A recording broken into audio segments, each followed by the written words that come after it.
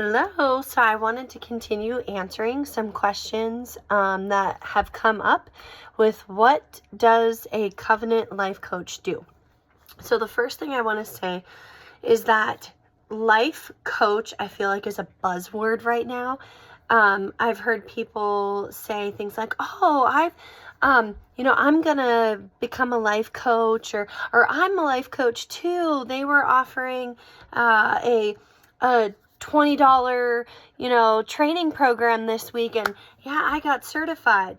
That is not what I am doing as specifically a covenant life coach. So, one thing that makes me stand out as a covenant life coach from just a normal life coach is I have gone through the, Covenant Coach Academy certification. So, I went through all of the modules. It took me months to complete.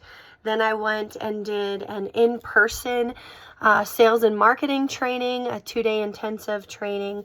And then the other thing is I work through the Holy Spirit. So I do not give advice. I can enter consultant mode if I feel led by the Holy Spirit.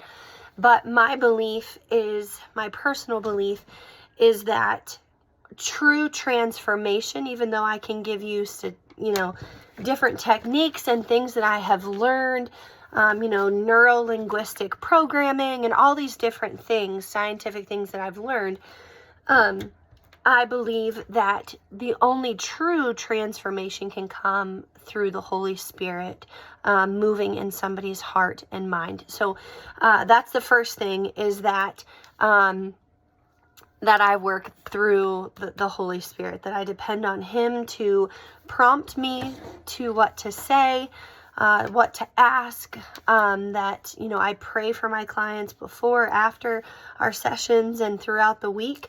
So I would say that's the difference between a covenant coach, a life coach, and just a regular life coach, is we depend on God and the Holy Spirit to assist us and to use us as a vessel for Him to use. The second thing that I want to say is that I am not a consultant.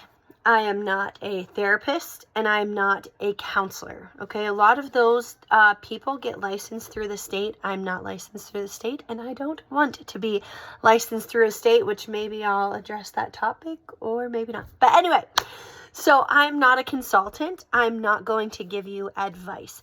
If there is a point in time, when we, say a client, we've really hammered the thought of what's causing this behavior.